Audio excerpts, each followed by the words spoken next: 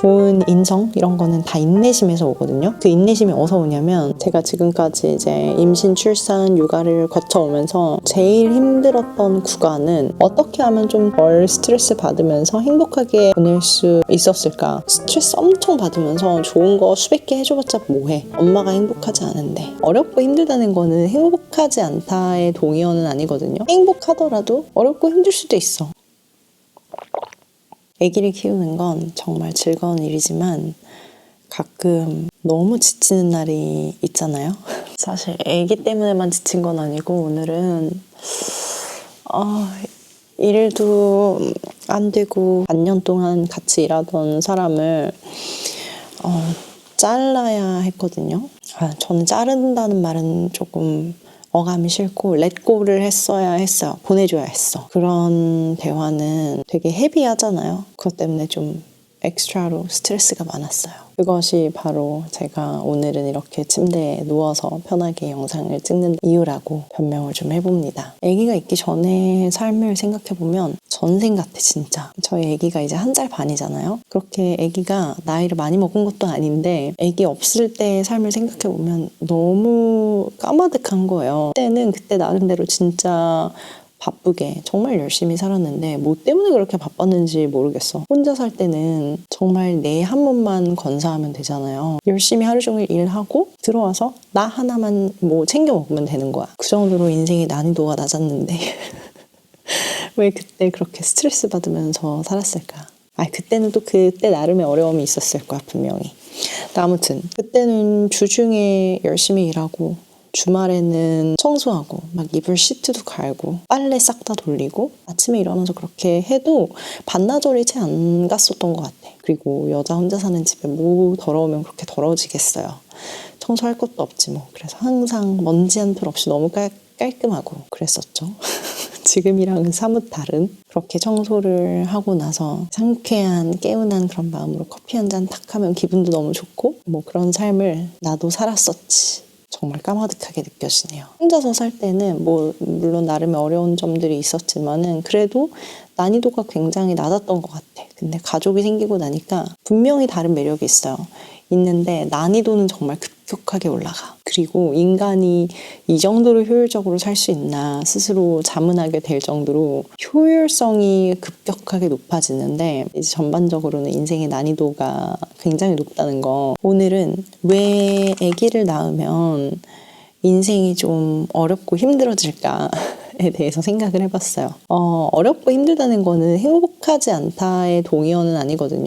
행복하더라도 어렵고 힘들 수도 있어. 일단 제 경험으로 생각을 해봤을 때 저는 익숙했던 제 루틴이랑 작별을 고하는 게 그게 좀 힘들었던 것 같아요. 저는 정말 루틴형 인간이거든요. 하루를 변수가 너무 많지 않게 그러니까 예측할 수 있는 일상으로 매일매일 살아가는 걸 굉장히 좋아하는 타입의 인간이에요. 근데 아기가 생기면 그럴 수 없잖아. 내가 이전에 알던 루틴이 깨지는 거 이외에도 엄마가 되고 나면 아기의 잠 스케줄, 식사 스케줄 요거에 따라서 나의 하루가 결정이 돼요. 그리고 계획을 한다는 게 굉장히 무의미해집니다. 뭔가 계획을 할 수가 없어. 예를 들어 내가 친구랑 커피 마시러 나가야지 시간 딱 보고 이제 5분 남았으니까 나가야겠다 하고 나가는 순간 아기가 갑자기 똥을 엄청 푸짐하게 쌀 수도 있는 거야. 그러면은 계획이 다 어그러지죠. 저는 정말 파워 J형 인간이거든요. 이런 것들이 J형 인간이라서 스트레스를 받을 수도 있지만 P형 인간도 분명히 이 정도의 변수가 인생에 항상 인텐스하게 있는 건 별로 좋아하지 않을 거라고 저는 생각을 해요. 그리고 뭔가 나의 욕구가 중요해지지 않는 거. 나의 욕구보다 내가 돌봐야 하는 이 작은 인간의 욕구를 항상 우선시 해줘야 되잖아. 내가 진짜 자꾸 똥 얘기를 해서 그런데 내가 진짜 똥이 마려워. 지금 당장 똥 싸야 되는데 아기가 너무 배고파하는 거야. 그러면 아기 밥부터 먹어야지 어떡해요. 참아야지. 그래 내가 너보다 30몇 년 더 살았으니까 너의 편의를 봐줄게. 내가 똥 싸고 싶은 거 참고 너 밥부터 먹여줄게. 뭐 이런 거죠. 이런 당연한 육아 스트레스 외에 또 어떤 것들이 있나 생각을 해보니까 내가 내 한계를 잘 모르면 또 거기서 오는 스트레스가 있는 것 같기도 해요. 아이고 이건 무슨 말인고 하니 왜 한국 엄마들이 애기 옷, 뭐 아기 태어난 다음에 많이들 쓰는 가제 수건 이런 거를 세탁과 건조를 총 세 사이클을 돌린다고 하시더라고요. 최소 세탁하고 건조기 돌리고 세탁하고 건조기 돌리고 세탁하고 건조기 돌리고 이렇게 세 사이클을 하는 거야. 그리고 향균 비닐백에 넣어서 보관을 하신대요. 아기가 태어날 때까지. 저는 이런 거 못합니다. 저는 저의 한계를 이런 부분에서는 아주 잘 알고 있거든요. 이러다가 내 성격 배려. 저는 절대 이런 걸 못하는 사람이고, 뭐 세탁기를 따로 쓴다든지 아니면 이유식을 시작하면 정말 이유식 만드는 데 쓰이는 도구들을 전부 다 새로 장만을 해서 아주 칼같이 어른용 그냥 일반 주방 도구들이랑 따로 쓴다든지 이런 거는 저는 나는 이 정도까지는 못한다 였어요. 물론 그런 거 보면 마음이 좀 불안해져. 다른 엄마들은 이렇게까지 열심히 열정을 다해서 하는데 나는 너무 설렁설렁 하는 거 아닌가? 나는 너무 신경 안 쓰는 거 아닌가? 하면서 마음이 불안해지기는 해요. 그런데 나는 알아. 내가 이렇게까지 하면은 내 한계를 넘어서 열심히 하면 성격 베리고 스트레스 너무 많이 받을 거라는 거 이미 알기 때문에 저는 이런 부분은 깨끗하게 이미 생각도 안 해보고 포기를 이미 했었더랬죠. 그러다가 이걸 한번 제대로 느낀 게 언제였냐면 제가 이유식 시작하고 나서 제가 주기유식을 주로 했었거든요. 막 튜브도 해보고 주기유식도 해보고 이러다가 주기유식이 저한테는 제일 스트레스가 덜 하더라고요. 애기도 잘 먹기도 하고. 그래서 주기유식으로 정착을 했는데 거기에 가기까지의 여정이 또 있잖아요. 애기가 그냥 죽을 만들어준다고 넙죽넙죽 잘 받아먹는 게 아니야. 이 애기도 인간인지라 적응하는 시간이 필요하거든요. 근데 그 적응할 때까지 밥을 안 먹으니까 잘 엄마로서 이제 마음이 바짝바짝 타들어가잖아요. 죽 이유식을 다 만들어 놓은 거를 다시 끄집어내가지고 식감 때문에 그런가 싶어서 더 잘게 갈고 그 잘게 갈은 걸 또 안 먹어. 그래서 그걸로 막 머핀을 만들고 정말 난리 법석이었어요. 그리고 맨 처음에 이유식을 시작했을 때는 아기가 한 끼라도 좀 부실하게 먹으면 정말 죽는 줄 알았어. 안 되는 줄 알았어. 그래가지고 식사하는 시간이 저한테는 거의 막 트라우마로 다가올 지경인 거예요. 애기 식사할 시간이 되면은 심장이 막 빨리 뛰면서 이게 과장하는 것 같지만 진짜 사람이 스트레스가 너무 심하면 이렇게 됩니다. 그런 과정을 거치면서 행복하게 육아를 하기 위해서는 나의 한계가 뭔지를 잘 아는 것도 정말 중요하구나. 내 한계가 뭔지를 정확히 알고 그 이상으로 뭐 가끔은 갈 수도 있겠지만 너무 넘어가지 않도록, 너무 자주 넘어가지 않도록 신경을 쓰는 것도 어른으로서 해야 할 성숙한 마인드 컨트롤이구나를 깨닫게 됐어요. 그리고 요즘 세상이라는 게 어떻습니까? 정보가 정말 범람하는 시대죠. 특히 육아 정보 중에서 공포심을 조장하는 그런 것들이 너무 많아. 이런 거 안 하면 큰일 납니다. 뭐 이런 거 하면은 아이의 발달에 지장이 됩니다. 막 이런 식으로 엄마들이 자기 자식을 걱정하는 마음을 이용하는 거야. 공포심을 조장함으로써. 그래서 요즘 같은 시대에 내 한계를 제대로 안 알고 똑띠 정신을 차리지 않으면 너무 쉽게 휩쓸리게 되는 것 같아요. 임신하면 그러죠. 사람들이 너무 먹고 싶은 게 있으면 임산부는 웬만하면 먹지 말아라 하는 음식이라도 그냥 먹으라고. 스트레스가 제일 안 좋은 거라고 임산부 몸에. 저는 육아도 마찬가지라고 생각을 합니다. 너무 엄마한테 스트레스가 되는 거는 안 하는 게 좋은 것 같아요. 엄마 마음 편한 게 최고야. 엄마가 행복해야지 그 에너지와 그 기분과 모든 것들이 애기한테도 전달이 되거든요. 스트레스 엄청 받으면서 좋은 거 수백 개 해줘봤자 뭐해. 엄마가 행복하지 않은데, 엄마가 릴렉스하지 않은데, 조금 완벽하지 않아도 되고, 완벽이 뭐야. 좀 더럽고 엉성해도 돼. 괜찮아. 제가 지금까지 이제 임신, 출산, 육아를 거쳐오면서 제일 힘들었던 구간은 제가 생각하기에 임신이랑 신생아 시기였던 것 같아요. 정말 0에서 한 3개월 정도 될 때까지, 3, 4개월 정도 될 때까지. 왜냐면 임신은 모든 게 나한테 달려있기 때문에 힘들고 내 몸이 내 몸 같지 않기 때문에 너무 힘들었어요. 움직이는 것도 내 마음대로 움직일 수 없고 운동도 제대로 할 수 없고 정말 가려서 먹어야 하고 뭐 이런 것들.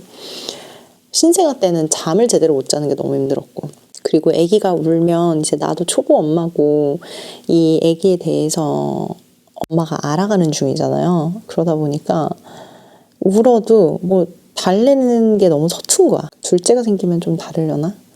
근데 첫 아기는 그렇더라고요. 그 다음부터는 뭐 기면 더 힘들다, 걸으면 힘들다, 뛰면 더 힘들다, 말하면 힘들다, 뭐 이런 여러 가지 겁주는 소리들이 많지만 제 생각에는 갈수록 쉬워지는 것 같아요. 아기가 태어나면 이제 엄마한테 전적으로 의지를 하잖아요. 저는 또 모유수유를 1년을 했었기 때문에 내가 없으면 아기가 생활이 안 되는 거야. 밥도 못 먹는데 어떻게 생활을 해. 그래서 정말 아기랑 24/7 같이 붙어 있었어요. 그런데 아기는 가면 갈수록 이제 크면서 덜 의존적이 돼요. 그럴 수밖에 없지. 저희 아기는 이제 1년 6개월이거든요, 딱.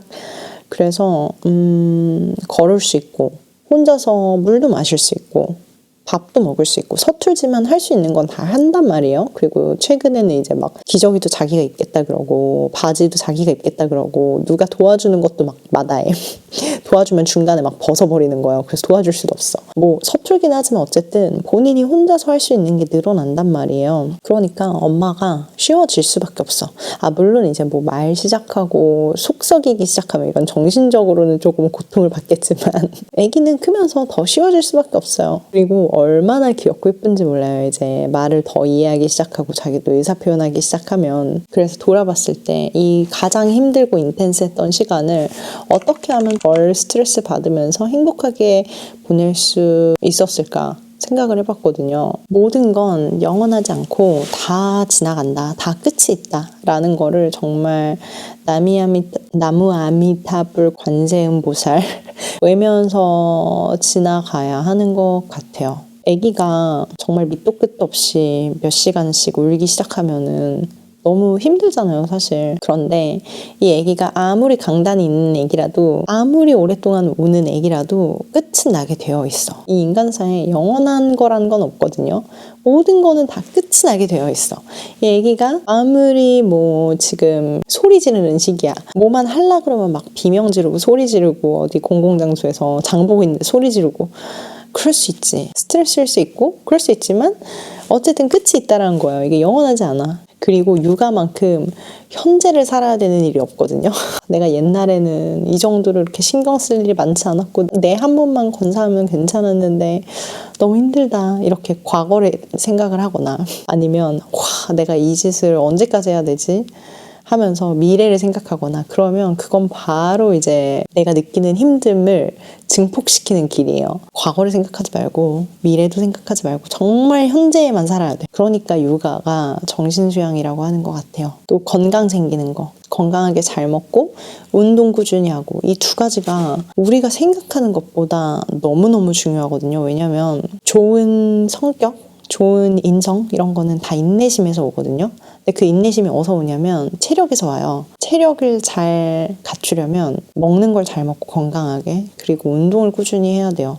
이게 신생아 시기에는 거의 불가능한 게 맞죠. 뭐 먹는 거는 그땐 나도 이제 회복하는 시기니까 주변 사람들이 좀 잘 챙겨줘야 되고 운동은 몸이 그래도 어느 정도 한 3개월은 지나야 운동을 하는 게 맞다고 저는 생각을 하거든요. 너무 몸에 무리가 가지 않는 선에서 이제 다시 조금씩 시작을 해야 되는데 이 두 가지를 열심히 하기가 쉽지 않죠. 저는 건강하게 먹는 거에서 조금 많이 미끄러졌던 것 같아요. 지난 1년 반 동안. 그래도 올해는 이제 New Year's Resolution으로 건강하게 먹는 거를 실천을 하려고 하고 있는데 생각보다 지금까지는 잘 되고 있어요. 아직 1월 중순밖에 안 됐으니까 벌써부터 미끄러지면 안 되겠죠. 그런데 운동은 제가 정말 잘했다 해주고 싶어요. 제 자신한테. 제가 임신하기 한 2년쯤 전부터 운동에 정말 재미가 들렸었어요. 그래서 운동을 꾸준히 해왔었고 특히나 임신하기 한 1년 전쯤에는 요가랑 달리기를 거의 매일 했었거든요. 그래서 아마 제가 출산하고 나서 몸무게도 금방 돌아왔고 회복을 정말 빨리 했었어요. 그게 이유가 아니었나 생각을 하고요. 그리고 아기 낳고 난 이후에도 7개월 정도? 거의 한 반년 정도는 저도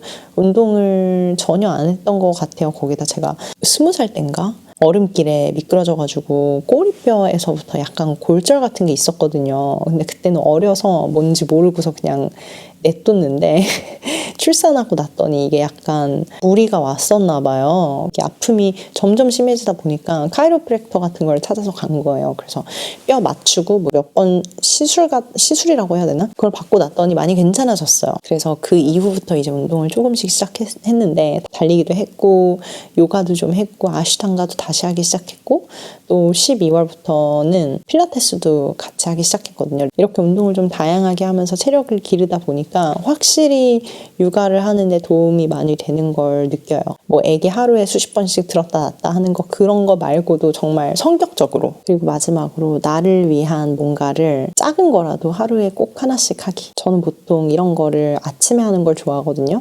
예를 들어 아침에 한 10분 정도 일찍 일어나가지고 혼자 조용히 앉아서 명상을 한다든가 아니면 커피를 먼저 내려가지고 해 뜨는 걸 구경을 한다거나 정말 아무것도 아니지만 이 기억으로 하루를 정말 즐겁게 살아갈 수 있거든요. 왜 되게 스트레스가 평소보다 많은 날이 있잖아요. 뭔가 아기가 떼를 많이 쓴다거나 평소에 비해서 그럴 때 나를 위한 건 아무것도 못했네. 남들의 니즈를 채워주는 것 외에는 내 인생에 목적이 없구나.